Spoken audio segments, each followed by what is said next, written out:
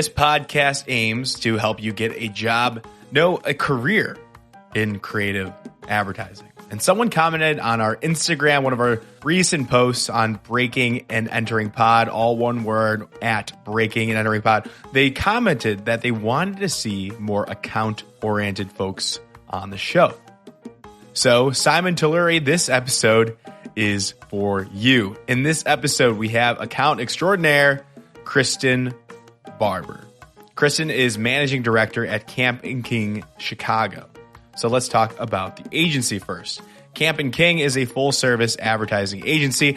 They help brands grab a more significant piece of the conversation. Camp & King made Ad Age's 2021 A-list and Ad Age's Small Agency of the Year in 2020 for their creative work for Papa John's with Shaq, Energizer and their Bunny, UGG, Del Taco, Amazon, and more great clients. Kristin is at the helm of crafting mutually beneficial relationships between the agency and its clients. A senior marketing and advertising executive with broad experience and a long history of delivering game-changing results, Kristin is a leader who has developed integrated strategic marketing and creative communication plans for global iconic brands. In short, if you want to hear great stories and advice and learn how to be a rock star account executive, this episode is just right for you. Shout out Simon again. This field relies heavily on networking, and you can network and connect with Kristin and all 110 plus guests by accessing our free master resource list. The master resource list compiles every past guest's contact method and a list of resources they recommend just for you to stay knowledgeable in this industry. All that is for free on our website, www.breaking-entering.com. Now, on with the show. This is the Breaking and Entering Advertising Podcast, and as usual, I'm your accomplice, Gino Schellenberg. Kick it, Mikey.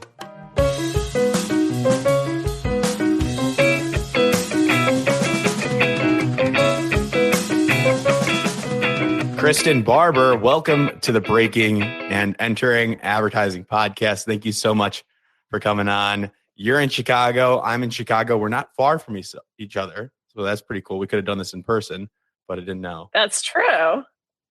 Yeah. I've done one in-person episode with Remy in the past, and it turned out okay. But it's just so much easier online. So we're doing it now. And it's also just more authentic to the podcast. Yes, exactly. But you're in Chicago because you work at Camp & King, correct? As the managing director, which is a pretty big deal. Tell us about that and about yourself. Yeah, so I have been with Camp & King now for 4.5+ years. I am thrilled to be in this position. I was actually tapped by Jamie King and Roger Camp, the co-founders, to start the Chicago office and really plant a flag for the agency in Chicago so that we could start, spreading the gospel of Camp & King and pitching prospects east of the Rockies, because our headquarters is in San Francisco. So it was an awesome opportunity for me. I had been with DDB Worldwide for a bazillion years and had a great run there, and had been talking to Jamie and Roger for quite some time before I finally bit the bullet and did the right thing and jumped ship and changed the path for my career to work for an amazing creative boutique. So very excited to plant the flag here in Chicago for this awesome this is gonna be a really interesting episode, because you had a lot. You basically worked at 3 places your entire career, and one, DDB being a little bit larger, part of a larger network. It's a large brand. I'm curious what that transition was like. To would you call Camp & King small? Because there might have won some small agency awards, if I'm correct with my research here. Yes, we have. In our short but mighty tenure, we're only 10 years old actually as an agency, and we've actually won Small Agency of the Year 4 times. And That's pretty last year good. it is. We've had a good run, and we were named Ad Age's A-list agency, or one of the A-list agencies last year in 21. So yeah, we've had a good run. Yeah. Yeah, I would say, what's interesting about that transition, I mean, first of all, yeah, it is very rare in this business to kind of stick with one agency for that many, for that length of time. Mm-hmm. But for me, as long as you're learning and growing and you're constantly stimulated with the work that you're doing and the people you're surrounding yourself with, staying can be just as valuable as leaving. And in my case, my run at DDB, I really had the opportunity to sort of be a pioneer that helped these little engines that could sort of explode to be these bigger deals. And for me, it happened at a very young age when I first got to DDB and I was brought on to the McDonald's account.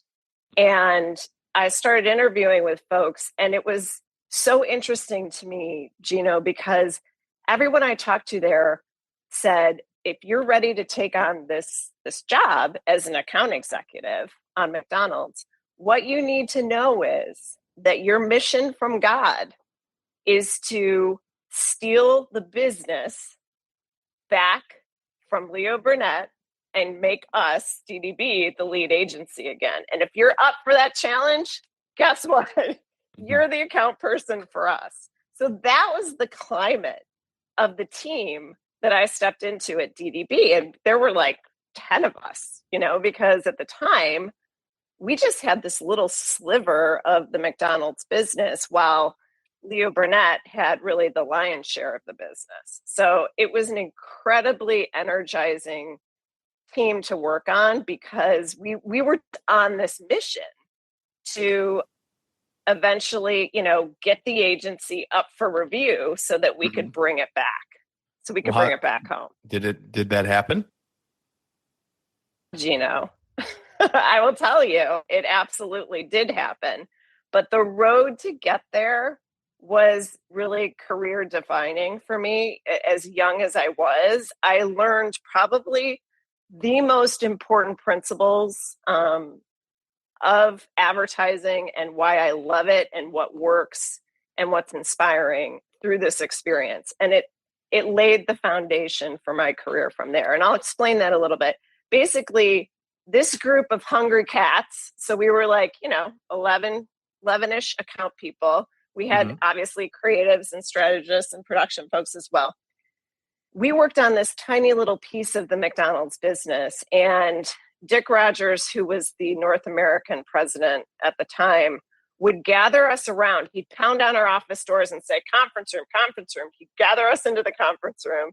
He'd light a cigar, and he would say to us, listen, when we get the call, not if we get the call, when we get the call to pitch this business, we're going to be ready.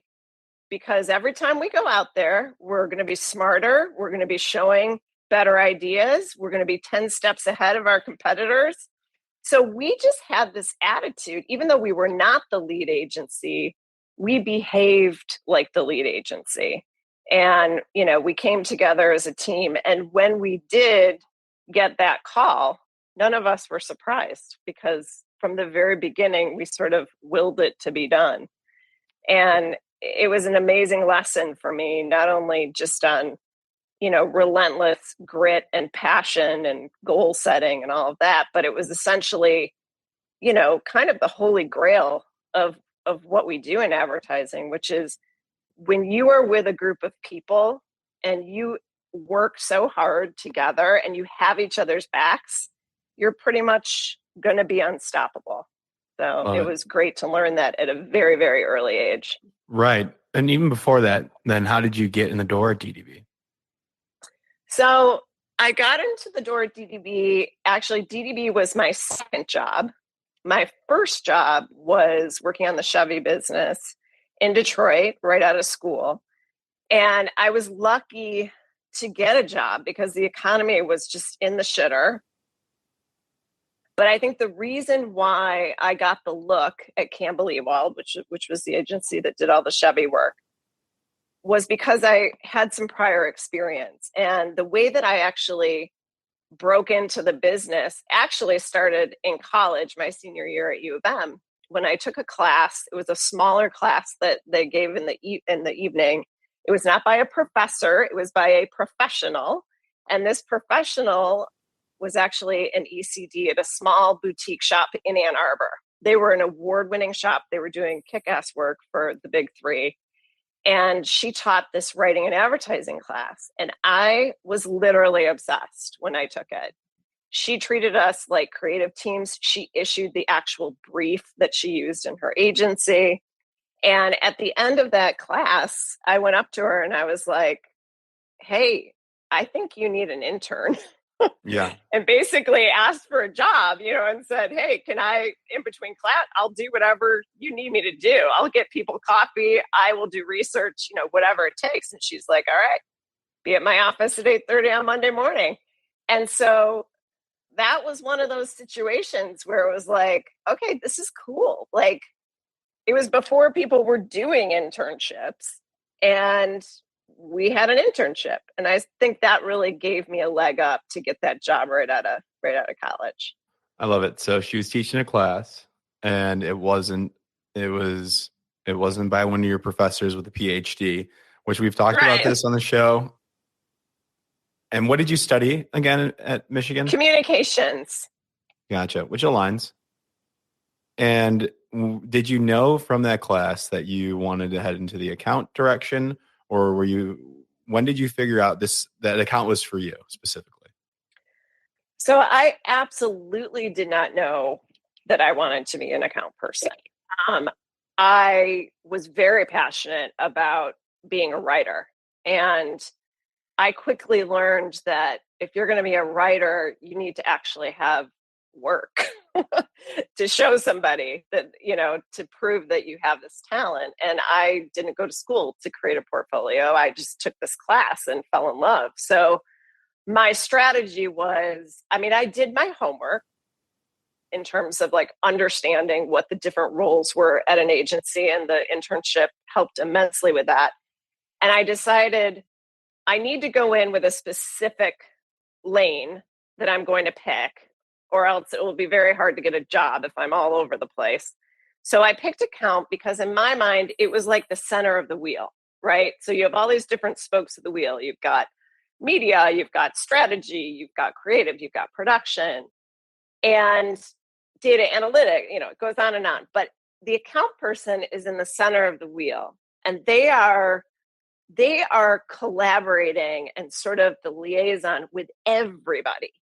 And they're the frontline person to the client. So I know that I'm a good salesman. I know that I can tell good stories. And so I just thought, you know what? I'll get my foot in the door as an account person, because I think I can be pretty good at it. And then that will give me time to build my book. And then eventually I'll become a writer. Right. Okay. So you had the game plan. And that narrative is still true today.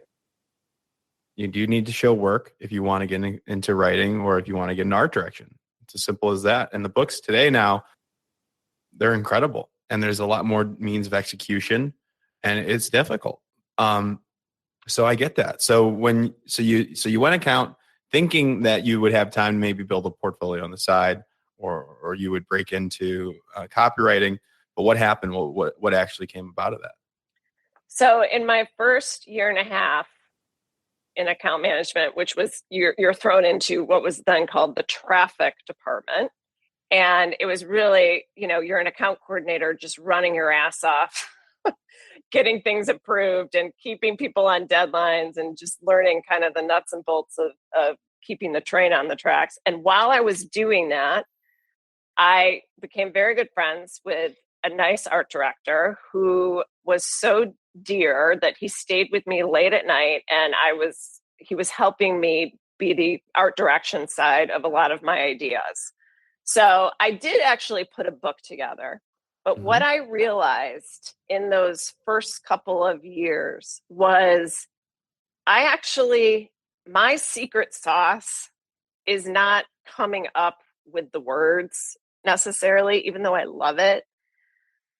But because I am super empathetic and appreciative of the creative process, where my juice lies is actually sitting with the creatives, understanding their idea, really understanding what the client needs to accomplish, and building that bridge. And Right. I soon realized like there's huge value in that. And it's inextricably linked with the creative, but it's not the one actually producing the work.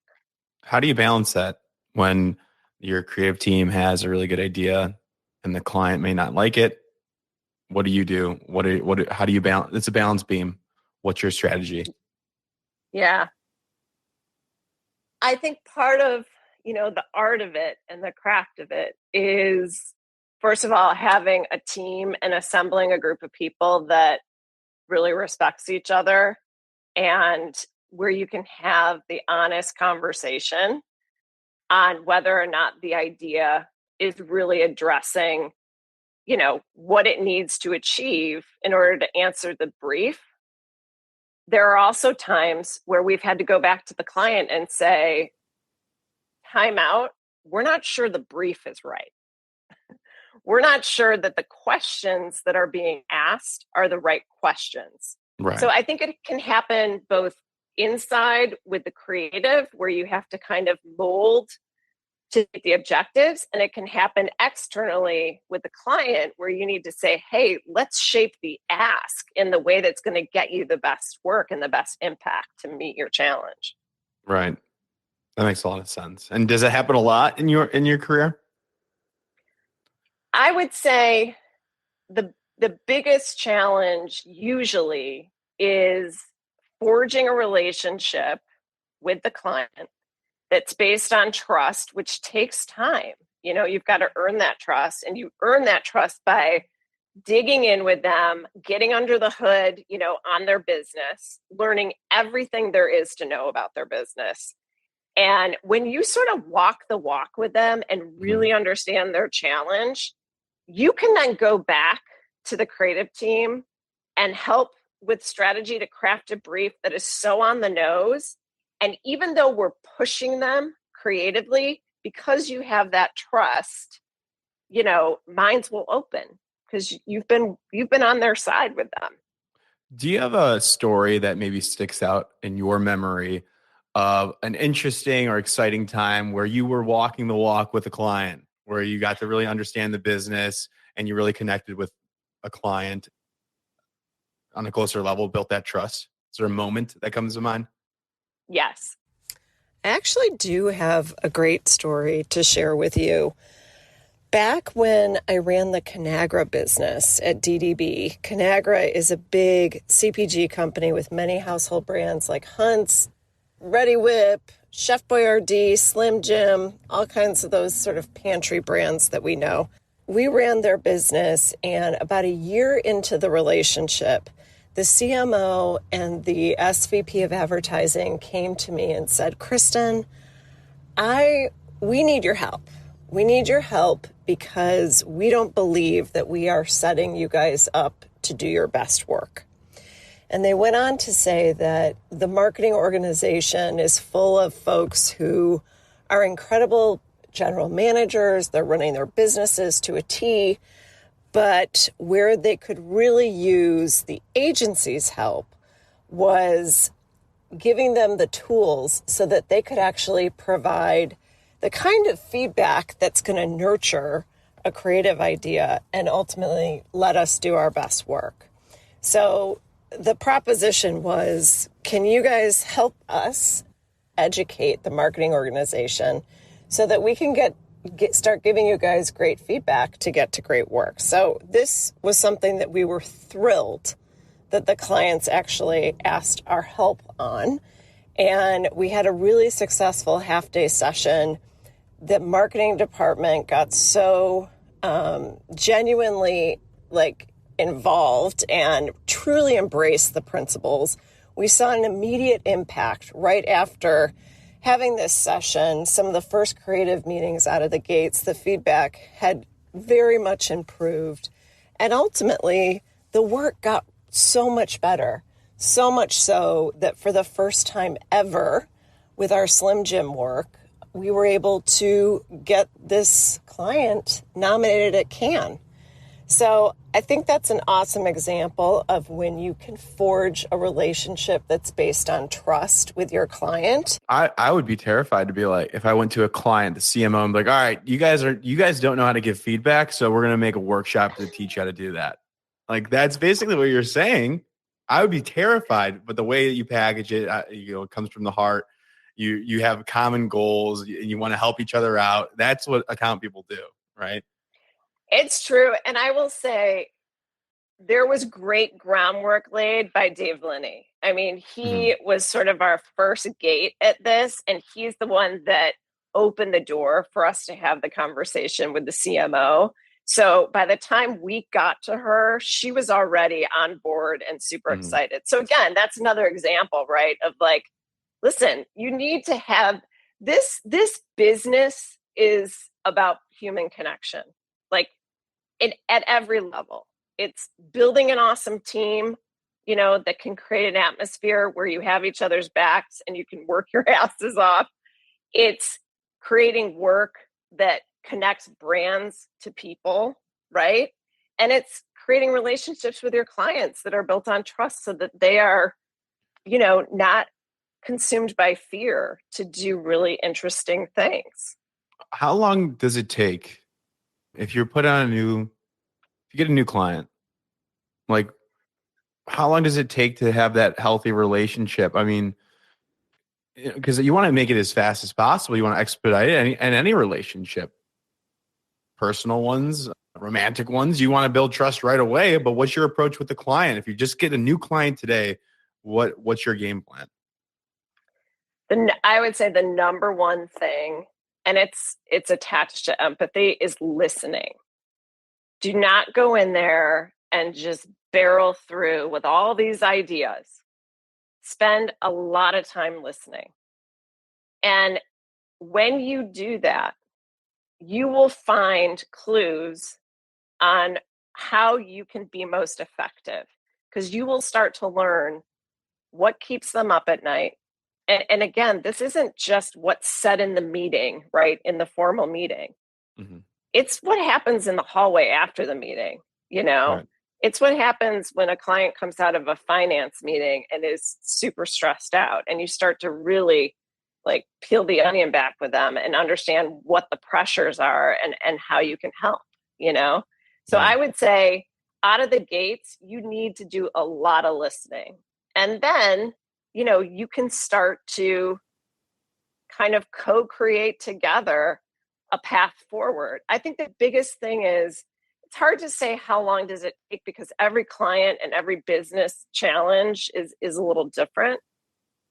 When Papa John's brought Camping King on, they were in a reputational crisis. So we sealed the bond with those guys really fast, because we had to have a win out of the gates with them. Yeah. When did you guys start with Papa John's? That was about 3 years ago now. And are you guys still working together? We are. Nice. And actually that's a great example of how important relationships are in this business, because the reason why Camping King, a rather, small agency, at least at the time, got the call, it was a former client colleague of mine who I knew very well from McDonald's, had just gone over to Papa John's and taken the helm as the chief marketing person. Oh, nice. Yeah, that all makes sense. Connections are important. In your career, I'm just really curious. I want to start asking this more every episode, just because it's fun. Maybe a new recurring question. Like, what's a piece of work that you would say is most famous that you've worked on, and then what's a piece of work that is your personal favorite? I mean, I would say the most famous was some of the I'm Loving It launch work. That was probably the most famous. And that was the first time that McDonald's, sort of took on a global campaign. So it was rolling out that idea across every country for Yeah, McDonald's. that's pretty famous. I mean, everybody knows that.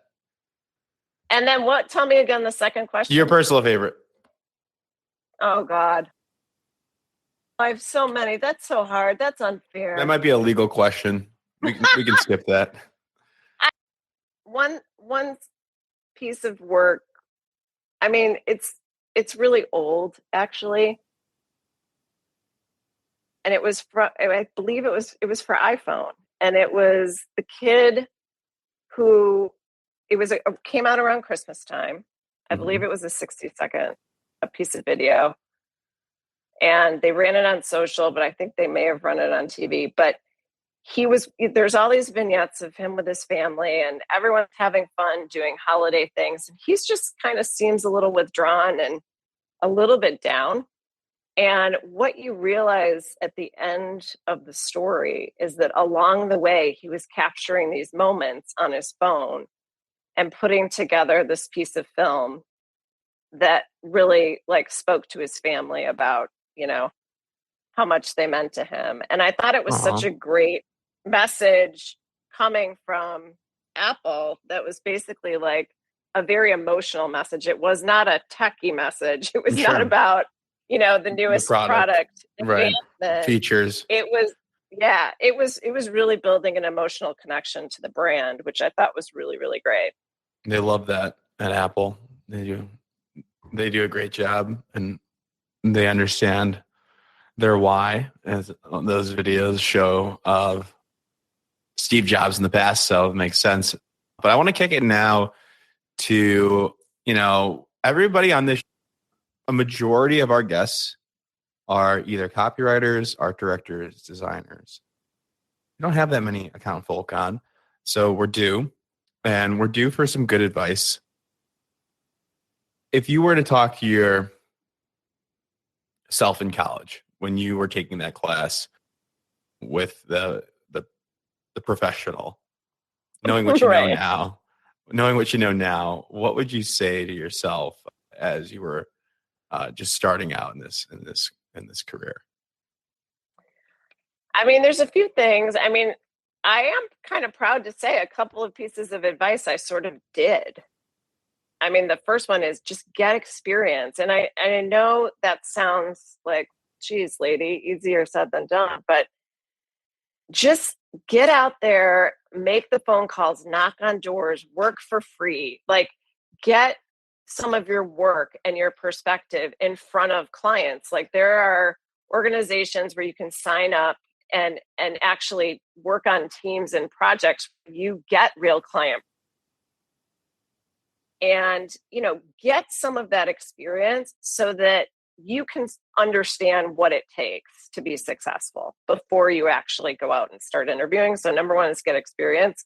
I love that. I would say number two is just do your homework. And what I mean by that is talk to people in an agency and understand as intimately as you can what each role does, and what makes someone great at that role. What do you look for in that role? Sit and chat with people about that. Have lots of cups of coffee with people, because the very first thing you need to do, the very first brand that you need to sell is yourself.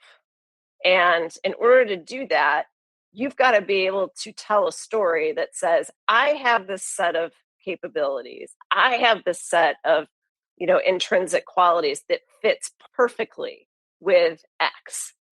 And it's funny because some people, I know there's a lot, I work with a lot of young folks who are trying to break into the industry, and I want to help them because I'm passionate about helping them, because that was, and they're a little all over the place, I find. It's like they're not really sure. I could be this, I could be that, which is totally understandable. But my advice is to get in the door, pick a lane, do your homework, tell your story in a way that fits really well with what you want to just start out with. Because once you get in, Gino, you're then in an environment where you can figure it out. If you come in as an account person and you think you want to be a copywriter like me, once you get in there, you'll really understand, like, do I want to be an account person or do I want to be a writer? And by that time, you'll, foster great relationships and have people to help you kind of get in the right lane if you ended up starting in the wrong lane. Yeah, absolutely. And I like how you said, just pick a lane, just go.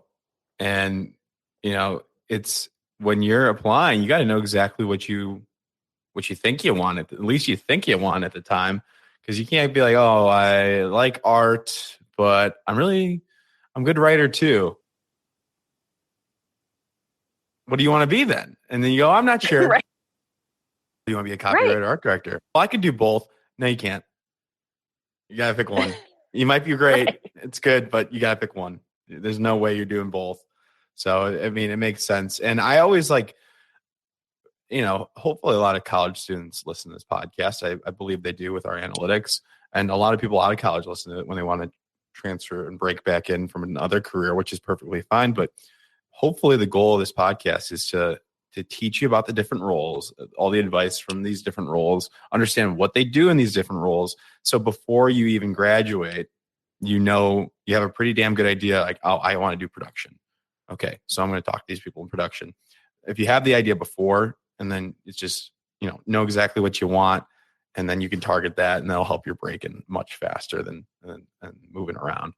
So, right. What are your thoughts on that? And, it's like you don't have to wait for an official internship to have those conversations. Hell no. Internships are harder to get. I think my take has been on this show, I think internships are harder to get than entry-level jobs, because internships have a start date all across the nation, pretty much the same week of June or whatever it is, and it ends at the same time. And there's only a select amount. As of entry-level jobs are opening up all the time. They're need-based. When the one's open, they got to fill it within a month at the most. Internships are difficult. So waiting for an internship. They really are. It's stressful. Internships are way more stressful than finding an entry-level job. I mean, it depends on the market. That's a blanket statement, but internships are very stressful. And if you're waiting for that, you can be doing other things like building your portfolio or making connections with local businesses. What else can you do if you don't have an internship? Right. Yeah. There's a lot. But great. But what else? I mean, I wanted to loop it back to your goal today with Campin' King. You said you're kind of preaching it east of the Rockies. Is that what you said? Yeah. And what are you preaching? So basically, I will say, as someone who is kind of born and raised, living in and working in a large agency, in Chicago, what's really important, I think, and what allows our offering to stand apart is, we're a founder-run, independently operated creative agency. We do have a majority partner in Havas, which also makes us unique because we're essentially a creative boutique, but we've got, this incredible network muscle behind us, which is awesome. So that essentially means, we can tap into some of the specialty services of Havas, when and if we need to do so, which has been really, really helpful. So this idea of a creative boutique with muscle, I think is actually really something that I believe clients, not only in Chicago, but in this area, really need and are looking for. They want real partners who can act in a nimble way, but who can also get under the hood and be true business partners. And I think that this offering with Campin' King of a boutique with muscle, and also an offering that was, our founders. So Jamie King is actually, we don't have two, creative names on the door, which a lot of times is the case with a creative boutique agency.